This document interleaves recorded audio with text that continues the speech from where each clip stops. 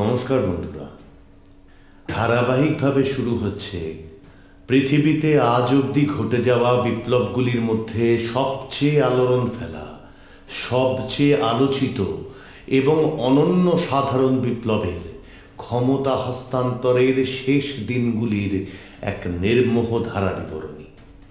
এই ধারা বিবরণীর লেখক মার্কিন যুক্তরাষ্ট্রের কমিউনিস্ট পার্টির অন্যতম প্রতিষ্ঠাতা জন রিড। এই বইয়ের ভূমিকায় লেনিন লিখেছিলেন, প্রলেতারীয় বিপ্লব ও প্রলেতারীয় একনায়কত্ব নিয়ে প্রচুর আলোচনা দেখা যায়, কিন্তু কেউ তা গ্রহণ বা বর্জন করতে চাইলে আগে তাকে তাঁর সিদ্ধান্তের পুরো তাৎপর্যটা জেনে রাখতে হবে। জন রিডের বইটি নিঃসন্দেহেই এ সমস্যার সমাধানে সাহায্য করবে। একই ভূমিকায় ক্রুপস্কায়া লিখছেন, জন রিডের কৃতিত্বের কারণ এই যে তিনি উদাসীন দর্শক মাত্র নন, মনে প্রাণে তিনি একজন বিপ্লবী কমিউনিস্ট, যিনি ঘটনাগুলির মর্মার্থ, মহাসংগ্রামের মর্মার্থ বোঝেন। জন রিড নিজে এই রচনাটি সম্পর্কে বলেছেন, বইটি হলো ঘনীভূত ইতিহাসের একটা অনুচ্ছেদ, যে ইতিহাসকে আমি যতটুকু দেখেছি। বইটি আর কিছুই নয়, নভেম্বর বিপ্লবের একটা বিশদ বিবরণ, যখন শ্রমিক ও সৈনিকদের নেতৃত্বে বলশেভিকরা রাশিয়ায় রাষ্ট্র ক্ষমতা দখল করে সোভিয়েতগুলির হাতে তা অর্পণ করে। বন্ধুরা, জন রিডের দুনিয়া কাঁপানো 10 দিন এর এই ধারাবাহিক পাঠ কিছুতেই বইটি পড়বার বিকল্প নয়। এই পাঠের উদ্দেশ্য শ্রোতার মনে বইটিকে পড়ে দেখবার আগ্রহ সৃষ্টি করা। গৌরচন্দ্রিকা এই পর্যন্তই। শুরু হচ্ছে জন রিডের দুনিয়া কাঁপানো 10 দিন।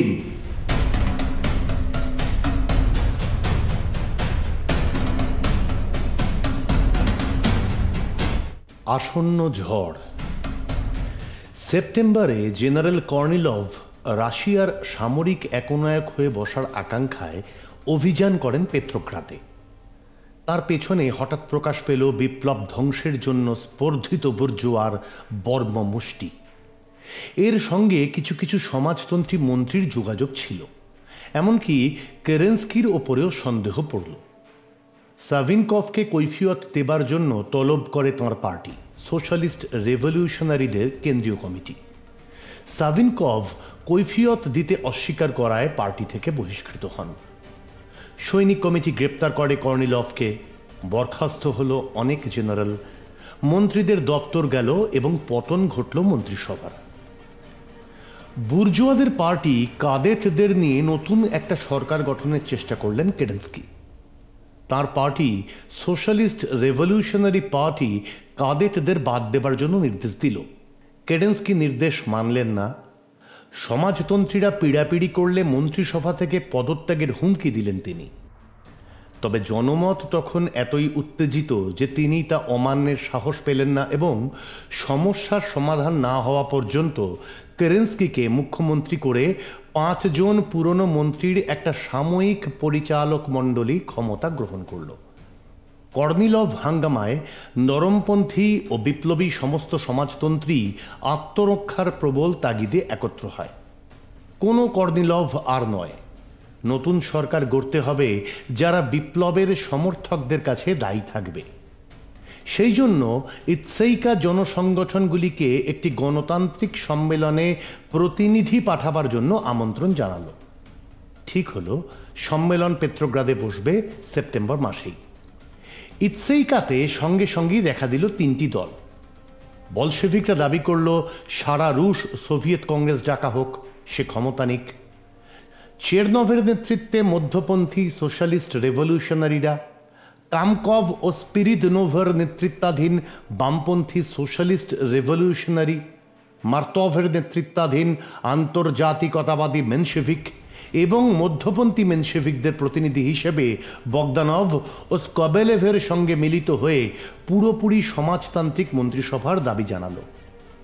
সেরেতেলি, দান ও লিবেরের নেতৃত্বে দক্ষিণপন্থী মেনশেভিকরা এবং আভস্কেন্তিয়েভ ও গোৎসের নেতৃত্বে দক্ষিণপন্থী সোশ্যালিস্ট রেভলিউশনারিরা জেদ ধরল যে নতুন সরকারে বিত্তবান শ্রেণীগুলিরও প্রতিনিধিত্ব রাখতে হবে। বলশেভিকরা প্রায় সঙ্গে সঙ্গেই পেত্রোগ্রাদ সোভিয়েতে সংখ্যাধিক্য অর্জন করল। মস্কো, কিয়েভ, ওদেসা ও অন্যান্য শহরের সোভিয়েতগুলিও একই পথ নিল। এতে ভয় পেয়ে ইৎসেইকা নিয়ন্ত্রণকারী মেনশেভিক ও সোশ্যালিস্ট রেভলিউশনারিরা স্থির করে যে অন্তত লেনিনের চেয়ে কর্নিলভ কম বিপজ্জনক। গণতান্ত্রিক সম্মেলনে প্রতিনিধিত্বের ব্যবস্থা তারা বদলে দেয়। সমবায় সমিতি ও অন্যান্য রক্ষণশীল সংগঠন থেকে বেশি প্রতিনিধিত্বের ব্যবস্থা করে। তাহলেও এই বাছাই করা সম্মেলনও প্রথমে কাদেতদের বাদ দিয়ে কোয়ালিশন সরকারের পক্ষে ভোট দেয়। শেষ পর্যন্ত কেরেন্সকির পদত্যাগের প্রকাশ্য হুমকি এবং নরমপন্থী সমাজতন্ত্রীদের প্রজাতন্ত্র বিপন্ন ধ্বনির ফলেই সম্মেলন অল্প ভোটাধিক্যে বুর্জোয়ার সঙ্গে কোয়ালিশনের পক্ষে মত দেয় এবং রুশ প্রজাতন্ত্রের সাময়িক পরিষদ নামে এক ধরনের পরামর্শ সভা প্রতিষ্ঠা মঞ্জুর করে, যার কোনো আইন রচনার ক্ষমতা থাকবে না। নতুন মন্ত্রিসভায় নিয়ন্ত্রণ ক্ষমতা রইল কার্যত বিত্তবান শ্রেণীগুলির হাতে, আর রুশ প্রজাতন্ত্রের পরিষদে অনুপাতহীন আসন লাভ করল তারা। আসলে ইৎসেইকা তখন তার সোভিয়েতগুলির সাধারণ সভ্যদের প্রতিনিধিত্ব করছিল না। সেপ্টেম্বরে যে দ্বিতীয় সারা রুশ সোভিয়েত কংগ্রেস ডাকার কথা, সেটা তারা ডাকতে বেআইনিভাবে আপত্তি করে। সেই কংগ্রেস ডাকার বা বসতে দেওয়ার কোনো ইচ্ছেই তাদের ছিল না। এদের সরকারি মুখপত্র ইজভেস্তিয়া বা খবর ইঙ্গিত দিতে শুরু করে যে সোভিয়েতগুলির কাজ প্রায় শেষ হয়ে এসেছে, শিগগিরই তাদের ভেঙে দেওয়া যেতে পারে। আর ঠিক এই সময়ই নতুন সরকার দায়িত্বহীন সংগঠন অর্থাৎ সোভিয়েতগুলিকে ভেঙে দেবার নীতি ঘোষণা করে। বলশেভিকরা তার জবাব দেয় পেত্রোগ্রাদে সারা রুশ সোভিয়েত কংগ্রেস আহ্বান করে। ঠিক হয় তা বসবে 2রা নভেম্বর এবং রাশিয়ার শাসনভার নেবে। সেই সঙ্গে তারা রুশ প্রজাতন্ত্রের পরিষদ থেকে পদত্যাগ করে। তারা বিবৃতি দেয় যে জনগণের প্রতি বিশ্বাসঘাতকতার সরকারে অংশ নেবে না। বলশেভিকরা চলে গেলেও কিন্তু দুর্ভাগ্য পরিষদে কোনো শান্তি এলো না। বিত্তবান শ্রেণীগুলি এখন ক্ষমতা পেয়ে উদ্ধত হয়ে উঠল। কাদেতরা ঘোষণা করল যে রাশিয়াকে প্রজাতন্ত্র ঘোষণার কোনো আইনসঙ্গত অধিকার সরকারের নেই। সৈনিক ও নাবিক কমিটিগুলিকে চূর্ণ করার জন্য তারা সৈন্যবাহিনী ও নৌবহরে কঠোর ব্যবস্থার দাবি করে, সোভিয়েতগুলিকে আক্রমণ করে। কক্ষের অন্যদিকে আন্তর্জাতিকতাবাদী মেনশেভিক ও বামপন্থী সোশ্যালিস্ট রেভলিউশনারিরা দাবি করে অবিলম্বে শান্তি, কৃষকদের হাতে জমি এবং শিল্পে শ্রমিক নিয়ন্ত্রণ, যা আসলে বলশেভিকদেরই কর্মসূচি। কাদেতদের জবাবে মার্তভের বক্তৃতা আমি শুনি। ভয়ানক রুগ্ন লোক, মঞ্চের ডেস্কের ওপরে কুঁজো হয়ে ঝুঁকে বক্তৃতা দিচ্ছিলেন ভাঙা ভাঙা এমন একটা গলায় যে প্রায় শোনাই যায় না। দক্ষিণের বেঞ্চের দিকে আঙুল তুলে শাসিয়ে তিনি বলেন, আমাদের আপনারা বলেন পরাজয়বাদী, কিন্তু আসল পরাজয়বাদী হলো তারা যারা শান্তি চুক্তি সম্পাদন করার জন্যে আরো অনুকূল মুহূর্তের অপেক্ষায় আছে। শান্তিটা ক্রমাগত পিছিয়ে দেবার দাবি করছে তারা, পিছিয়ে দিতে চাইছে ততদিন পর্যন্ত যখন রুশ ফৌজের আর কিছুই অবশিষ্ট থাকবে না, যতদিন না রাশিয়া হয়ে দাঁড়ায় বিভিন্ন সাম্রাজ্যবাদী গোষ্ঠীর মধ্যে দরাদরির এক বস্তু। রুশ জনগণের ওপর আপনারা যে নীতি চাপিয়ে দিতে চাইছেন সেটা বুর্জোয়ার স্বার্থ প্রসূত। অবিলম্বে শান্তির প্রশ্ন তুলতে হবে। তখন আপনারা দেখবেন যে যাদের আপনারা জার্মান দালাল বলেন, যে ইৎসিমেরভাল্ড পন্থীরা সমস্ত দেশে গণতান্ত্রিক জনগণের বিবেক উদ্রেকের আয়োজন করেছে, তাদের কাজ বৃথা যায়নি। এই দুই প্রান্তের মধ্যে দোল খেতে থাকে মেনশেভিক ও সোশ্যালিস্ট রেভলিউশনারিরা। জনগণের ক্রমবর্ধমান অসন্তোষের চাপে তারা অনিবার্যই বামে আসতে বাধ্য হয়। গভীর শত্রুতায় বহুধা বিভক্ত হয়ে পড়ে পরিষদ। এই অবস্থায় প্যারিসে মিত্রশক্তি সম্মেলনের দীর্ঘ প্রত্যাশিত ঘোষণায় পররাষ্ট্রনীতির চরম প্রশ্নগুলি পেশ করা হলো।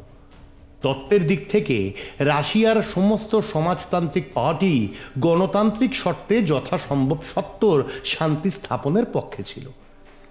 1917 সালের মে মাসেই মেনশেভিক ও সোশ্যালিস্ট রেভলিউশনারিদের নেতৃত্বাধীন তখনকার পেত্রোগ্রাদ সোভিয়েত সুবিদিত রুশ শান্তির শর্তের ঘোষণা জানায়। তারা দাবি করে যে যুদ্ধের উদ্দেশ্য আলোচনার জন্য মিত্র শক্তিদের সম্মেলন ডাকা হোক। আগস্ট মাসে সে সম্মেলন ডাকার প্রতিশ্রুতি দেওয়া হয়। তারপর সেটা পিছিয়ে যায় সেপ্টেম্বরে, তারপর অক্টোবরে, এবং এবার তারিখ ধার্য হল 10ই নভেম্বর। সাময়িক সরকার দুজন প্রতিনিধির প্রস্তাব করল, জেনারেল আলেকজেভ সমর বিভাগের এক প্রতিক্রিয়াশীল কর্তা এবং তেরেসচেঙ্কো পররাষ্ট্রমন্ত্রী। সোভিয়েতগুলির পক্ষ থেকে প্রতিনিধি হিসেবে পেশ করা হলো স্কবেলেভকে। একটি পরিচিত ঘোষণাপত্র তারা রচনা করল ম্যান্ডেট হিসেবে। সাময়িক সরকার স্কবেলেভ ও ম্যান্ডেটে আপত্তি করে। মিত্রশক্তির রাজদূতেরা প্রতিবাদ জানায়। শেষ পর্যন্ত ব্রিটিশ হাউস অফ কমন্সে বোনার লো একটি প্রশ্নের জবাবে ঠান্ডা গলায় জানিয়ে দিলেন, আমি যতদূর জানি প্যারিস সম্মেলনে আদৌ যুদ্ধর লক্ষ্য নিয়ে নয়, আলোচনা হবে শুধু যুদ্ধ চালাবার পদ্ধতি নিয়ে। এতে রক্ষণশীল রুশ সংবাদপত্র আহ্লাদিত হয়ে উঠল।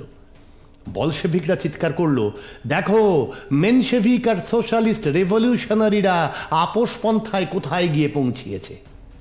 ওদিকে 1000 মাইল জোড়া ফ্রন্টে রুশ ফৌজের লক্ষ লক্ষ লোক বিক্ষুব্ধ হয়ে উঠেছে এক উত্তাল সমুদ্রের মতো।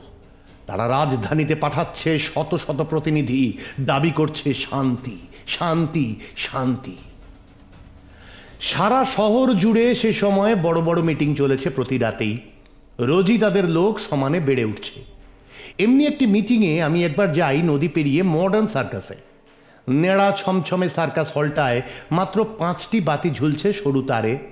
রঙ্গমঞ্চ থেকে শুরু করে একেবারে ছাদ পর্যন্ত সমস্ত গ্যালারি লোকে লোকারণ্য। সৈনিক, নাবিক, মজুর, নারী উৎকর্ণ হয়ে সবাই শুনছে তাদের জীবন মরণের প্রশ্ন। বক্তৃতা দিচ্ছিল 548 নম্বরের কোনো এক ডিভিশনের সিপাই। কমরেড, বিশীর্ণ মুখ আর মরিয়া হাবভাবের মধ্যে সত্যিকারের যন্ত্রণাই ফুটে উঠেছিল। ওপরতলার লোকেরা আমাদের কেবলই বলছে আরো আত্মত্যাগ, আরো আত্মত্যাগ করো, অথচ যাদের সবই আছে তাদের গায়ে এতটুকু হাতও পড়ছে না।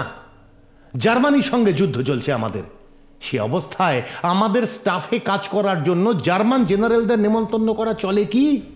অথচ দেখুন পুঁজিপতিদের সঙ্গেও আমাদের যুদ্ধ, আর তাদেরই আমরা নেমন্তন্ন করছি আমাদের সরকারে।